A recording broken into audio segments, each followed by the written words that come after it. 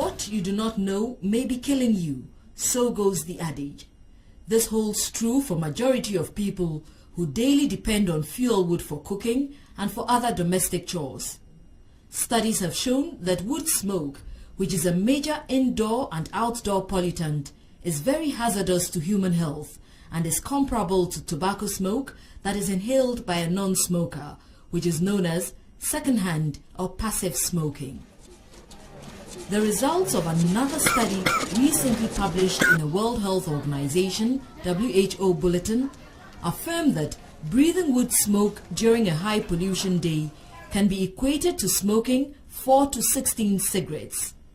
Yet another research has revealed that some of the strong cancer-causing chemicals found in cigarette smoke are also present in wood smoke.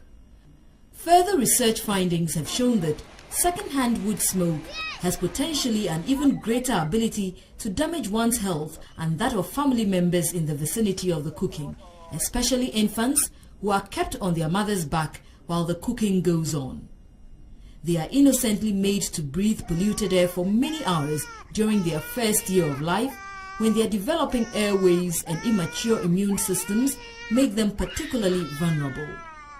Apart from the visible smoke, charcoal and firewood fires generate certain invisible fumes which can cause lung infections, soreness of the throat and breathing problems, as well as irritation of and injury to the human eye.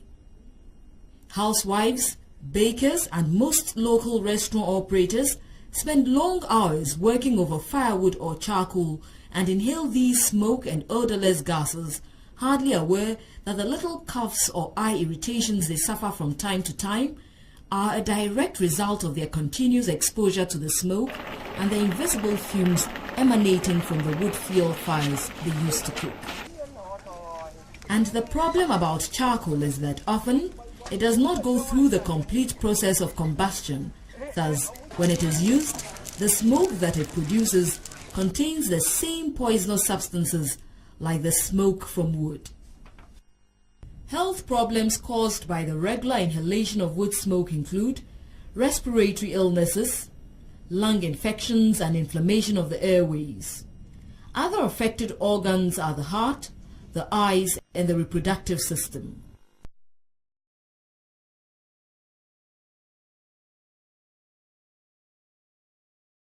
Cigarette smoke has effect on the human eye. A lot of studies have been done in the US which indicate that cigarette smoke will result in cataracts as well as age-related macular degeneration, where the central part of the eye which is used for vision is affected. They are just like getting gray hair, but then it could be facilitated by smoke. The main effect, especially with women who are pregnant who get exposed to smoke, is there may be an effect on the unborn child. It may affect this child's general constitution. Children whose mothers were exposed to so much smoke tend to have allergic conditions when they are born.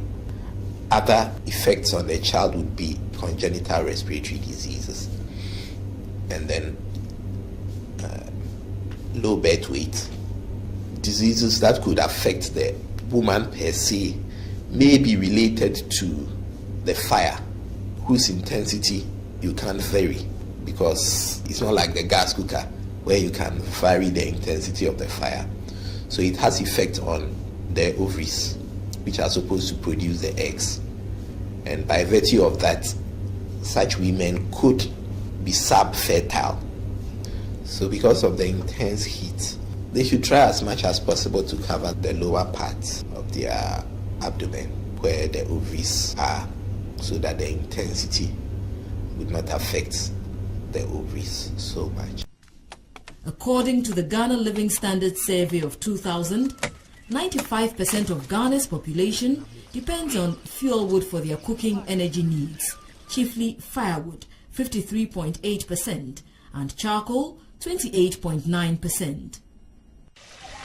The tradition of sole dependence on wood fuel for domestic and commercial energy needs is as prevalent in the urban areas as it is in the rural districts. Available statistics indicate that whilst charcoal is the predominant cooking fuel in urban areas, firewood holds sway in the rural settlements. As the nation's population increases and the economy expands, persistent reliance on these traditional sources of energy keeps putting more stress on the ever-depleting forest resources. For the rural user, firewood is normally gathered by hand or hewed off with machetes. With large-scale production, especially for delivery to the urban areas, chainsaws are the dominant tools. Under the power of the chainsaw, it takes only a couple of minutes to fell a gigantic tree that may have taken centuries to mature. As this trend continues unabated, the nation's forests are destroyed with reckless abandon. As the forests retreat, the winners of firewood now have to trek longer distances with all the possibility of snake bites and other hazards in order to win a few sticks that can take care of a couple of days' cooking. But admittedly, the use of fuel wood for household cooking cannot be completely stopped. The firewood best 800,000 near the bakia. The bet me at to palm best 100 bus. And so fill gas prayer. The cost to best 1 million. The bet me at to palm 72 bus. On to social media winning a and I win so if I pan no more. So a funny baby loaves when a bet me at for best 140 loaves, but over in the 42. Gas in the Risua, Yadia Yadrian. Now, gas in the Bono, Esododo. Here, you man near the Nina Triaka. In Tiamami, Miss Soja, you Suja, any bidia come. A day would you who say never by my area. And I be dear no so swar. A general day. Ain't no would you know crana a Johnny Balkas. It's a gas in the bonnet to me about from the KBBA Biano. Keberu gas, Naki a jazz, I Janet Chaco News. This dire situation is further threatened by bushfires, shifting agricultural practices, rising pressure on timber and lumber, and the existing crude methods of charcoal production. The current inefficient traditional methods of charcoal production create one of the worst forms of pollution to the environment, as well as direct injury to human health. Measures that can help mitigate the assault on the environment include introducing efficient charcoal production techniques to charcoal producers. One method that the Institute of Industrial Research is working on at the moment is to adapt the Casaman's charcoal production technique. This Casaman production technique has a chimney which takes off the gas out of the production kiln, and they are working towards using ordinary roofing sheets that can be affordable and available to charcoal producers to use this roofing sheet as a chimney to help improve the aeration of the charcoal production. It is against this background that energy experts and institutions consider household cooking in Ghana to be a big issue, particularly the Energy Commission. The critical thing for us to do is to move some of the population away from firewood, and that is to replace firewood with modern forms of energy, such as LPG. It is also important to make sure that those who use firewood and charcoal use the most efficient devices possible to switch to Japa and Ahibansu stoves, so that they use as little firewood or charcoal as possible. The current preoccupation of the Commission, with support from the UNDP and a number of energy-focused NGOs, is the promotion of the production and use of improved firewood stoves under the Household Energy for Cooking program. The coordinator of the program, Wisdom Togobo, says the program aims to improve the cooking environment in households in Ghana, with the initial target areas being the northern, upper east and upper west regions. For now, we have started with the Savulugu and the Tamale district. And we hope to expand to other regions, first in the 3 northern regions, and then we'll move down to the other parts of the country. Another initiative that has evolved as a result of the Household Energy for Cooking program is a school's tree planting scheme to support the government's school feeding program in the target regions. Well, in the school here, we don't have money to buy firewood. So because of that, we are asking the children to bring firewood so that their cooks will be cooking for them. CASLID, an NGO based in Tamale in the northern region of Ghana, is working in collaboration with the Energy Commission to address such problems. CASLID has been instrumental in the formation of tree planting clubs in some schools in the region and has already helped to establish woodlots in many areas. They've selected 6 schools for us as a pilot project to plow 1 hectare of land and grow fast-growing trees. And then we're able to farm the 6 schools and then interplant it with soybeans where they cannot get land near the school. With the help of the chief and then the opinion leaders, they will select where is suitable. Under the same ambit, New Energy, another Tamale-based NGO whose focus is sustainable development, is collaborating with the Energy Commission to help selected educational institutions on a pilot basis in the northern and upper east regions of Ghana to switch from firewood to LPG. 8 schools have already benefited.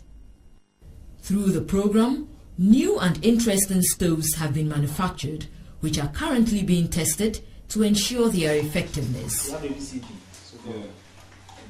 This is 212.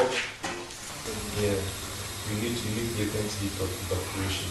This Japan stove does not use a chimney, but it has a burning mechanism here that completely consumes the smoke in the chamber, so it's very smokeless. This one produces some amount of smoke, but there's a chimney which directs the smoke outside the kitchen. So in the end, both of them are actually smokeless. Whereas this one burns the smoke off inside the burning chamber, this one directs the smoke out through a chimney to the outside. So this is what we have here for large-scale cooking in some of the schools. This concrete stove, we call it the Wale Wale Smokeless. Basically, it's a wood stove, and its main feature is to make the kitchen free of smoke. It has 2 burning chambers to carry 2 size 30 pots or size 25 pots. In fact, you can make the holes to fit any size of pot that you want. Its main feature is the chimney. The chimney provides an escape route for the smoke. So even though a big fire could be burning here, the place will be completely smokeless. And we are disseminating it in all the schools that we are working with the NEPAD school feeding program. Wet wood generates a lot of smoke and burns poorly, whereas dry wood generates less smoke and burns more efficiently. It is therefore advisable to ensure that firewood that is used for cooking is very dry. Comparing the cost involved in using a 14.5 kilogram bottle of LPG over a period of 3 months to buying charcoal in bits every day for the same period, it makes a lot of economic sense to prefer LPG whilst safeguarding your health as well. Women who generally use firewood and who are vulnerable to most of these conditions should cook or use firewood in an open space where there will be enough air circulating so that they will inhale but not so much of the smoke and its content. Since it's impossible to do away completely with wood fuel, it's advisable to always avoid the exposure of oneself or children to smoky cooking environments. Where possible, switch to cleaner fuels such as LPG and electricity, or use improved wood fuel stoves such as Ahebensu or Japa. These are going to be helpful to you. The question is, will a shift from sole dependence on fuel wood to improved alternatives automatically enhance the health of the people, particularly the vulnerable women and children? It is apparent that the country has to make a commitment to safeguard the health of its people for the socio-economic development of the country.